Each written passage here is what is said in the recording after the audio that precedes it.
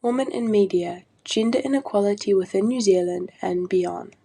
Do you find that your figure, your physical attributes, which people always go on about, hinder you in your pursuit of the ambition of being a successful actress? A successful and serious actress, because serious actresses can't have big bosoms. Is that what you mean? Now, were you able to wear undergarments? You're like the fifth person that's asking Well, no, that to me. because What is going on? Since when did people start asking each other in interviews about their underwear? No.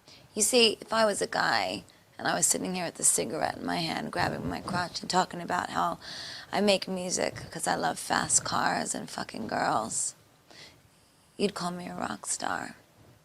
But when I do it in my music and in my videos, because I'm a female, because I make pop music, you are judgmental and you say that it is distracting.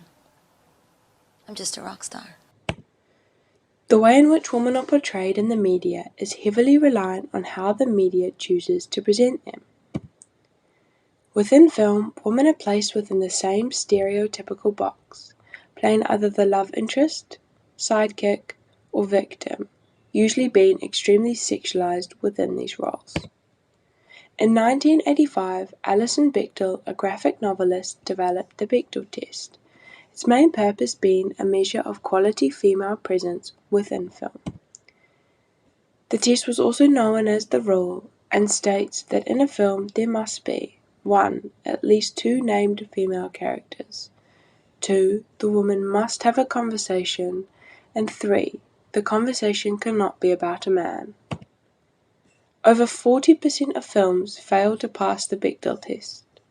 Some of these films include The Avengers, failing Rule 3, The Girl with the Dragon Tattoo, failing Rule 2, The Grand Budapest Hotel, failing Rule 2, and The Lord of the Rings, also failing Rule 2. Women have historically had limited roles in the media, frequently being reduced to beings that can be objectified and sexualized. Women have frequently been portrayed as passive, inferior, and only defined by their outward appearance, which reinforces harmful gender norms and diminishes women's potential and capabilities. As a result of increased pressure to meet unrealistic beauty standards, objectification, and internalized sexism, such portrayals have a negative impact on women's self-esteem, body image, and general well-being. The New Zealand Law Students Association made this ad as a way to encourage law students to join the NZLSA Facebook page. It states that she didn't become a good lawyer by spending hours in the library, mentioning networking as the woman's way to the top. But due to the hypersexualized nature of females in media, as well as the styling of her clothing, the message indicates a more sexual innuendo. Women are more likely to present and report the news rather than appear in it, making up around 40% of reporters and 25% of news sources within New Zealand.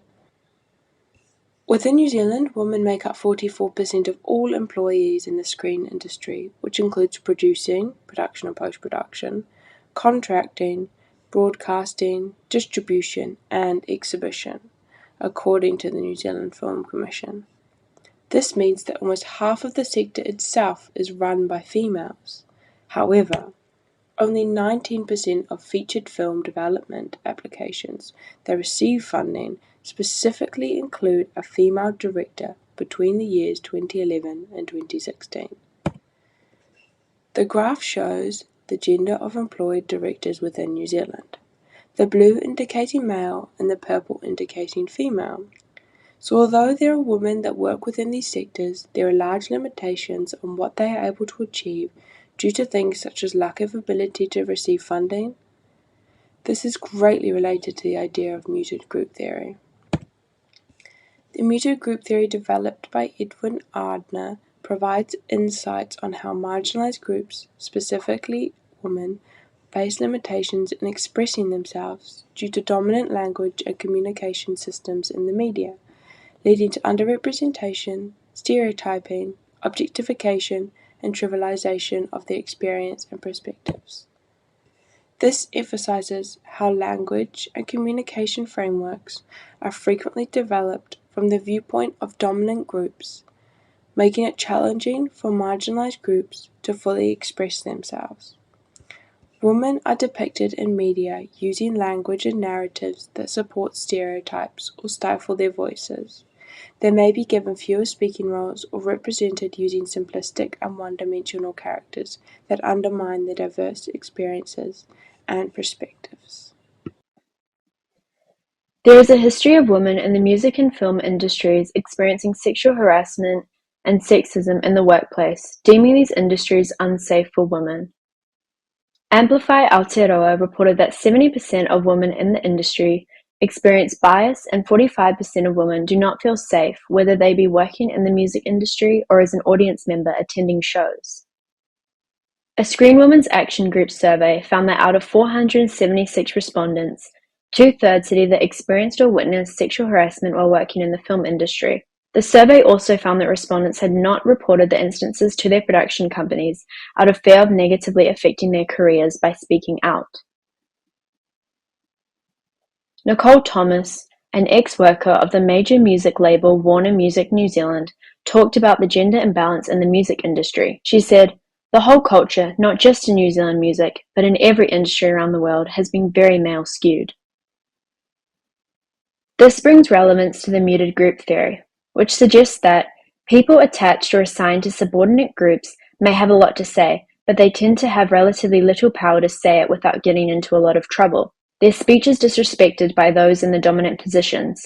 Their knowledge is not considered sufficient for public decision-making or policy-making processes of that culture. Their experiences are interpreted for them by others, and they are encouraged to see themselves as represented in the dominant discourse. Women in the music and film industry are an example of a muted group, because they are a minority who are disrespected and treated poorly to the point where they feel that their power is so minimal that they are afraid to speak up.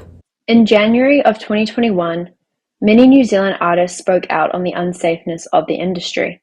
Anika Moa, a recording artist and TV presenter, said, "Men in the music industry have been operating in a safety in numbers scenario forever. Young women, takatapua, and other minorities stepping fresh into the music industry do not have that safety." Another artist, Teeks, a singer-songwriter from Northland, posted a statement on Instagram saying, "It should be our duty as men to level the scales, to educate ourselves, to actively shift that archaic balance of power wherever and whenever we can. Women are not responsible for fixing this. Women do not have to behave differently and under any circumstance be made to feel unsafe. Ever. Men need to put the work in. Men need to do better." Over the last couple of years, initiatives have emerged to make the music and film industry safer for women. Soundcheck Aotearoa is an organization working towards making a safer and inclusive culture for the music industry. As for the film industry, the Screen Women's Action Group formed in response to the Me Too movements. The Me Too movement was a global movement in 2018 that confronted the sexual violence experiences of women in the workforce. SWAG was formed to address sexual harassment, discrimination, and power imbalances in New Zealand's own screen culture. Over 170 women meet with SWAG regularly to discuss and work together to support victims and to come up with solutions to this serious problem. In a letter written by some of New Zealand's biggest artists, there was a demand for change. The letter offered multiple changes which must be made to these industries to make them safe for women. These include learning about boundaries and consent, not letting bad behavior slide if it is seen or heard, checking on people, being open to criticism on behavior and learning from it, and finally, diversifying workplaces to combat the power imbalance in the industry, which leaves women vulnerable. With these implementations, which are obvious and simple, the music and film industries can create safe work environments for women. This effort will take the contribution of every single person working in the music and film industry, and it is an effort which must be made. The most important change which must be tackled is the gender imbalance that exists in these industries. More women must be brought into more roles to combat this imbalance. Women are desperately needed in the music and film industry, but should not have to feel unsafe at work. Therefore, it is vital that the music and film industries step up so that women can thrive and do what they do best. I have the fear of if I ask a question about this, somebody's going to make an assumption like, oh, yeah, this chick doesn't know what she's talking about. You know how to do it and you're stupid. Like, show me how to do it. You know what I mean? Like, it was so frustrating. These dudes would be like, she's not really playing. You really, like, there's no thought in your head that the person who made it and the only name on the track is the person who made it. Women experience numerous barriers in New Zealand's TV, film, and music industries, which is demonstrated in the lack of opportunities for women, as well as the lack of female representation in certain job roles. To begin, we will first analyze women's involvement in the music industry. New Zealand women in music face a lack of certain opportunities due to their gender. A study conducted by Massey University in 2019 proves this point. In 2019, the study's goal was to uncover demographic information and identify challenges that certain demographics in New Zealand face in the music industry. Respondents were from a wide range of demographics and from a variety of job roles in the music industry. More than 70% of women in the music community reported experiencing bias, disadvantage, or discrimination based on their gender, which was 7 times the rate of men at only 10%. The study also demonstrated a lack of diversity in performance lineups, where women reported being turned down because an event already filled its quota. These same type of results are also seen in another New Zealand case study taking place in Hamilton. A study was conducted in 2010 by Matthew Bannister, a New Zealand journalist, musician, and academic, whose goal was to uncover the factors that enable or disable women's participation in original popular music performance in Hamilton. The study focused mainly on qualitative approaches, interviews with students, participant observation at live music events, but also included quantitative research, including statistical analyses of gender participation in higher education. The results? Analysis of enrollment data from higher education establishments in Hamilton showed that less representation of women existed in music-related higher education programs. The study also analyzed the number of female performers at Hamilton's top music festivals and venues and the music genres that they played. This demonstrated that less female participation performing in the local music scene was present, and those who did perform performed in fewer music genres. And clear proof of discrimination and bias against women in the music scene was discovered from one-to-one interviews. Lauren, a female student in Hamilton who is one of the only women noted as playing heavy metal in the local music scene, stated, "At shows, I used to get asked whether I was paying to get in when I was actually playing. But a lot of the time, people wouldn't believe me, and also there's stuff like getting asked if you're someone's girlfriend the other weekend. My partner plays in a band as well, and I was approached by this dude at one of his shows, and I got called a groupie, which pissed me off quite a bit because he had no idea that I actually play myself." We can also see these same results on a global scale in popular music from all around the world. The University of Southern California conducted a study in 2021 that analyzed data from Billboard's Hot 100 chart. The goal of the study was to uncover demographic information about popular musicians and identify trends. To do so, researchers analyzed the credit information on Billboard's end-of-the-year Hot 100 chart for each year since 2012. The results? Of the 1,797 artists behind the 900 songs on the charts, there were 3.6 men to every woman. It also shed light on which job roles lack female representation. For example, only 2.8% of producers were women. And specifically, of the 1,291 producer credits for the most popular songs in a 600-song subset since 2012, only 9 of them were for women of color. Also, only 12.7% of songwriters were women. So why are we facing these issues happening in the music industry? If we analyze intercultural communication theories, we can get a better understanding. Most of the issues that women are experiencing are based on a dated cultural understanding of gender roles in society. More technical jobs, like producing roles, are considered to be more masculine due to traditional female and male characteristics. 2 theories can help to explain this phenomenon. First, the hegemonic masculinity theory describes how men maintain dominant social roles over women and other gender identities in a society.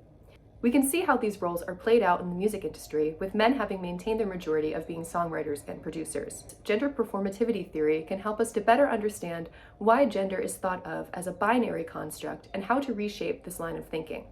The theory explains that it's the performance of gender that creates distinctions between sex and gender.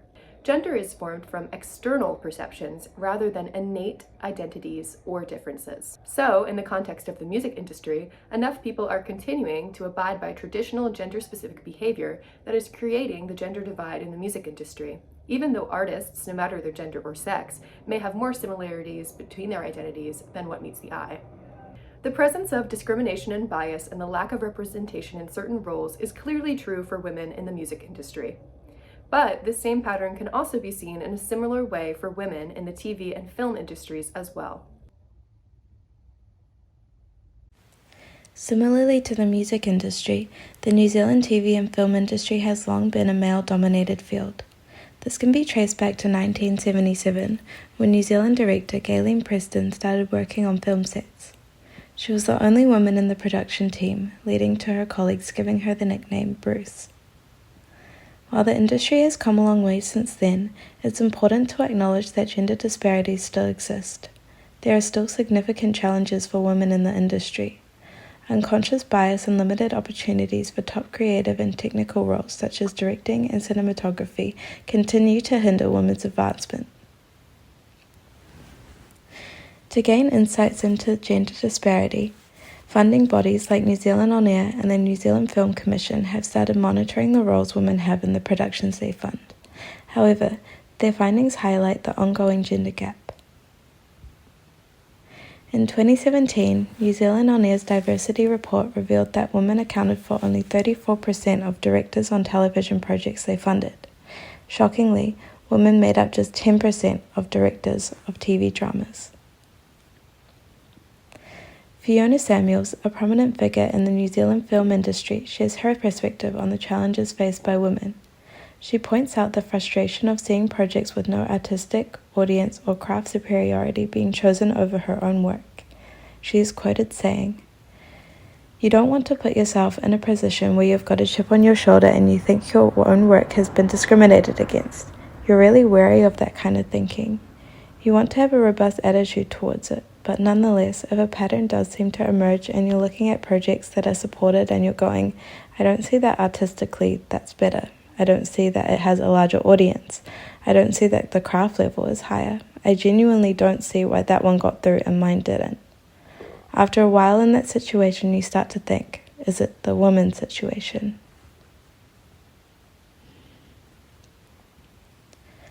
Unconscious bias is another significant factor contributing to the lack of jobs and representation for women in the industry. Ginny Lone, a renowned cinematographer, has noted that young filmmakers are often chosen based on existing senior networks, which predominantly consists of white men.